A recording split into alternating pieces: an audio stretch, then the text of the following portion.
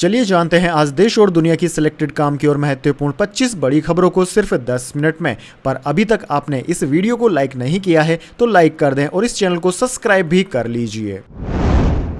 Kolkata rape murder case, एक और doctor की हालत हुई गंभीर। भूख हड़ताल से कुल 3 डॉक्टर अस्पताल में भर्ती, 77 डॉक्टरों ने इस्तीफे की धमकी दी। जी हां दोस्तों, कोलकाता में ट्रेनी डॉक्टर से दुष्कर्म और हत्या के विरोध में 5 अक्टूबर से अनशन पर बैठे ट्रेनी डॉक्टरों में से एक और डॉक्टर की हालत क्रिटिकल हो गई है। हड़ताल पर बैठे डॉक्टरों ने बताया कि उनके साथी डॉक्टर अनुस्तुप मुखर्जी को शनिवार रात को गंभीर हालत में अस्पताल पहुंचाया गया। प्रोटेस्ट कर रहे एक डॉक्टर ने बताया कि मुखर्जी के स्टूल से खून आ रहा था, उन्हें पेट में तेज दर्द की भी शिकायत थी।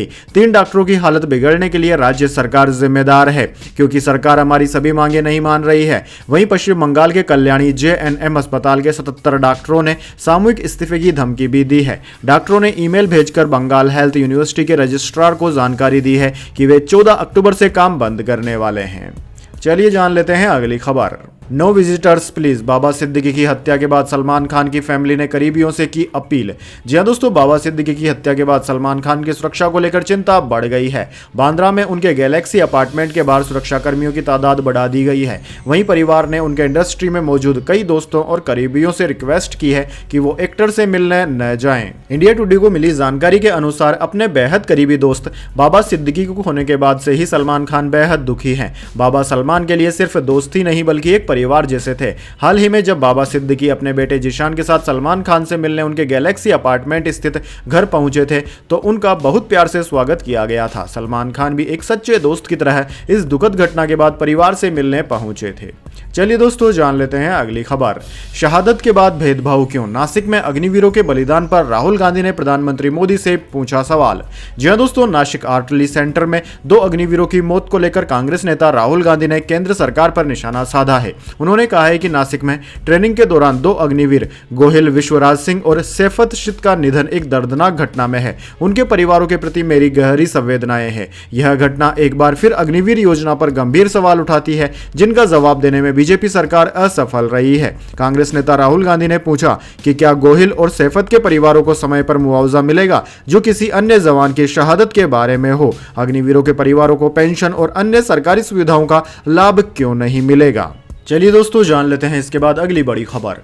अरविंद केजरीवाल बोले, जम्मू कश्मीर की हालत दिल्ली जैसी, यहां भी सीएम से ज्यादा LG को पावर, उमर को सरकार चलाने में दिक्कत आए तो मदद करूंगा। जी हां दोस्तों, आम आदमी पार्टी के राष्ट्रीय संयोजक और दिल्ली के पूर्व मुख्यमंत्री अरविंद केजरीवाल जम्मू कश्मीर के डोंडा में पार्टी के उम्मीदवार की विधानसभा चुनाव में जीत पर धन्यवाद रैली में शामिल हुए। उन्होंने कहा कि मैं दिल्ली से यहां आप लोगों का शुक्रिया अदा करने आया हूं। आप लोगों ने ऐतिहासिक काम किया है, आपने नई किस्म की राजनीति का बीज बोया है। उन्होंने उमर अब्दुल्ला को नेशनल कॉन्फ्रेंस की जीत पर भी बधाई दी और कहा कि जम्मू कश्मीर को भी दिल्ली की तरह आधा राज्य बना दिया गया है, सारी पावर LG को दे दी गई है। मैं उमर अब्दुल्ला को कहना चाहूंगा कि काम करने में कोई अड़चन आए तो मुझसे पूछ लेना, मुझे दिल्ली चलानी आती है।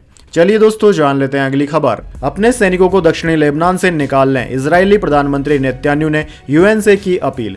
जी दोस्तों, इजराइल के प्रधानमंत्री बेंजामिन नेतन्याहू ने संयुक्त राष्ट्र से दक्षिणी लेबनान से अपनी शांति सेना को वापस बुलाने का आग्रह किया है। उन्होंने कहा है कि उनकी मौजूदगी UNIFIL यानी कि लेबनान में संयुक्त राष्ट्र अंतरिम बिल और इजरायली सैनिकों दोनों के लिए खतरा पैदा कर रही है। संयुक्त राष्ट्र महासचिव एंटोनियो गुटेरेस के लिए एक मैसेज में नेतन्याहू ने कहा कि यूनिफिल को वापस लेने से इनकार करने का मतलब उन्हें हिजबुल्लाह के हाथों में छोड़ना है, जो उनके जीवन और हमारे सैनिकों की जान को खतरे में डालता है। उन्होंने जोर देकर कहा कि यह हिजबुल्लाह के गढ़ों और युद्ध क्षेत्र से UN के शांति सैनिकों को हटाने का समय है। एक दिन पहले यूनिफिल ने जानकारी दी थी कि दक्षिणी लेबनान में गोलियों की चपेट में आने से संयुक्त राष्ट्र का एक और शांति रक्षक घायल हो गया है, जो हाल ही के दिनों में घायल होने वाला संयुक्त राष्ट्र का 5वां शांति सैनिक था।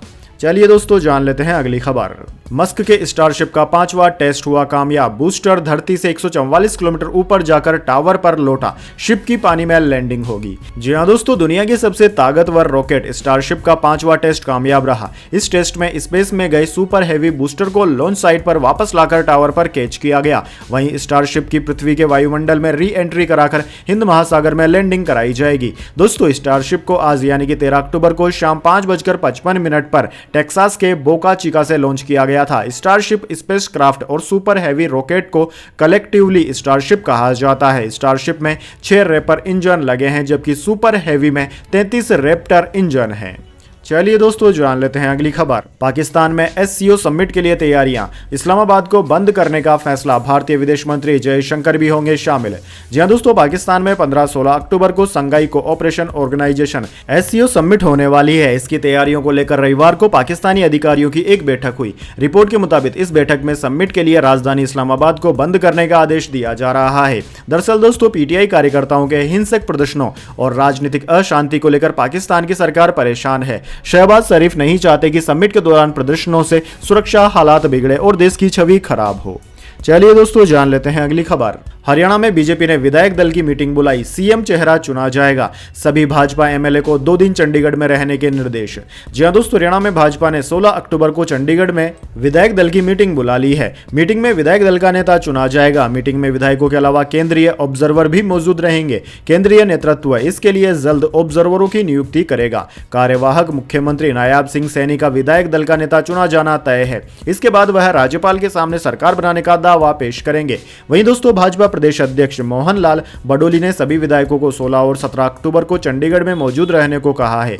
सभी विधायकों की एमएलए हॉस्टल में रुकने की व्यवस्था कर दी गई है। चलिए दोस्तों जान लेते हैं अगली खबर।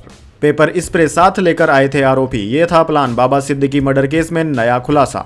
जी हां दोस्तों, मुंबई में शनिवार देर रात एनसीपी नेता बाबा सिद्दीकी की गोली मारकर हत्या कर दी गई। अब इस मामले में पुलिस सूत्रों ने चौंकाने वाला खुलासा किया है। सूत्रों का कहना है कि बाबा सिद्दीकी पर शिवा कुमार ने फायरिंग की थी, जो कि अभी फरार है। आरोपी एनसीपी नेता की आंखों में मिर्च स्प्रे डालकर हत्या करने का प्लान बना रहा था। पुलिस ने इस मामले में अब तक 2 आरोपियों को गिरफ्तार कर लिया है। पुलिस सूत्रों के हवाले से मिली जानकारी के अनुसार एनसीपी नेता बाबा सिद्दीकी पर शिवा कुमार गौतम नाम के आरोपी ने फायरिंग की थी, जो कि अभी फरार चल रहा है। आरोपियों ने बाबा सिद्दीकी पर 6 राउंड फायरिंग की थी। बाबा सिद्दीकी के अलावा एक अन्य वर्कर के पैर में भी गोली लगी है।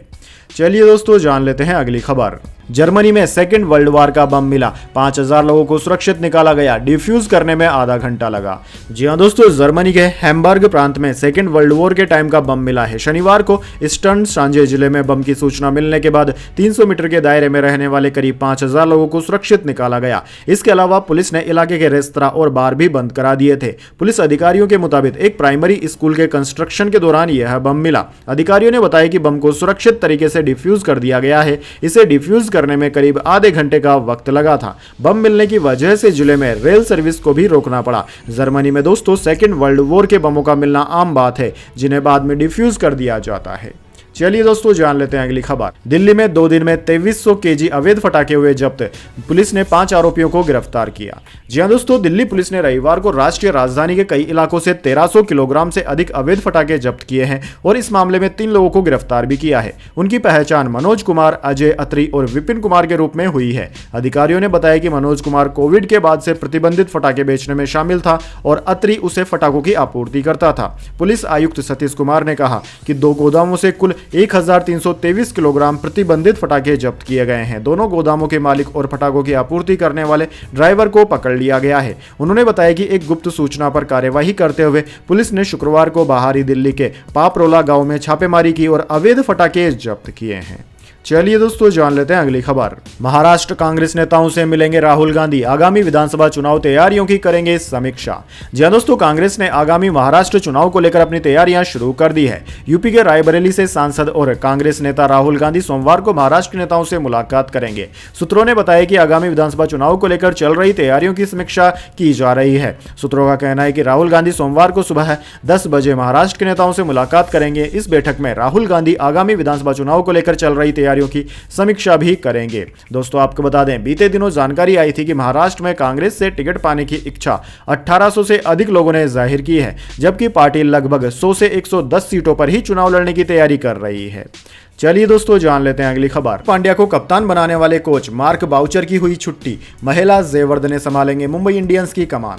जी हां दोस्तों, आईपीएल 2025 सीजन से पहले मुंबई इंडियंस फ्रेंचाइजी ने एक बड़ा कदम उठाया है। उन्होंने टीम के हेड कोच मार्क बाउचर को हटा दिया है। बाउचर ने 2023 में यह पद संभाला था। उनकी कोचिंग में ही रोहित शर्मा की जगह हार्दिक पांड्या को मुंबई टीम की कप्तानी मिली थी। पिछले सीजन हार्दिक पांड्या की कप्तानी और उनकी देखरेख में मुंबई की टीम सबसे निचले पायदान पर रही थी। यही कारण है कि मुंबई फ्रेंचाइजी ने यह कदम उठाया है। उन्होंने बाउचर की जगह एक बार फिर श्रीलंका के पूर्व कप्तान महिला जयवर्धने को हेड कोच बनाया है। जयवर्धने के रहते हुए ही रोहित शर्मा की कप्तानी में मुंबई टीम ने 3 बार IPL खिताब जीता था। यह भी एक कारण रहा कि मुंबई इंडियंस की टीम ने फिर से श्रीलंका के पूर्व खिलाड़ी महिला जयवर्धने को हेड कोच नियुक्त किया है। चलिए दोस्तों, जान लेते हैं अगली खबर। सोनम वांगचुक को पुलिस ने हिरासत में लिया। दिल्ली के लद्दाख भवन के बाहर कर रहे थे प्रदर्शन। जी हां दोस्तों, पर्यावरणविद सोनम वांगचुक और 20 अन्य प्रदर्शनकारियों को दिल्ली पुलिस ने रविवार को लद्दाख भवन के बाहर विरोध प्रदर्शन करने के लिए हिरासत में लिया है। अधिकारियों ने यह जानकारी दी है। उन्होंने बताया कि वांगचुक के साथ अनशन पर बैठे करीब 20 से 25 प्रदर्शनकारियों को हिरासत में लिया गया है। उन्हें मंदिर मार्ग पुलिस थाने ले जाया गया। कानून व्यवस्था बनाए रखने के लिए बड़ी संख्या में पुलिस की तैनाती भी की गई है। कुछ प्रदर्शनकारियों ने तर्क दिया है कि वे विरोध नहीं कर रहे थे बल्कि शांति से बैठे थे। हालांकि वरिष्ठ पुलिस अधिकारी ने कहा है कि प्रदर्शनकारियों के पास लद्दाख भवन के बाहर बैठने की कोई अनुमति नहीं है। चलिए दोस्तों, जान लेते हैं अगली खबर। तमिलनाडु रेल हादसा, इंटरलॉकिंग सिस्टम में खामी की आशंका। एक्सपर्ट्स बोले इस खामी के बारे में रेलवे में सब जानते हैं, कोई स्वीकार नहीं करता। जी हां दोस्तों, तमिलनाडु में कवरपेट्टई स्टेशन पर यात्री ट्रेन की मालगाड़ी से टक्कर मामले में रेलवे ने जांच के आदेश दिए हैं। रेलवे सुरक्षा के एक अधिकारी ने शनिवार को दुर्घटना स्थल का निरीक्षण किया। वहीं विशेषज्ञों ने इसे बालासोर 2 बताते हुए इंटरलॉकिंग प्रोसेस में खराबी से हादसे की आशंका जताई। उधर दोस्तों, उत्तर रेलवे में मुख्य सिग्नल एंड कम्युनिकेशन इंजीनियर के पद से रिटायर हुए KP आर्य ने कहा कि ट्रेन इंटरलॉकिंग पॉइंट पर पटरी से उतर गई। यह इंटरलॉकिंग प्रोसेस में इंजीनियरिंग की खामी है जिसके बारे में रेलवे में सभी जानते हैं पर कोई आधिकारिक रूप से स्वीकार नहीं करता है।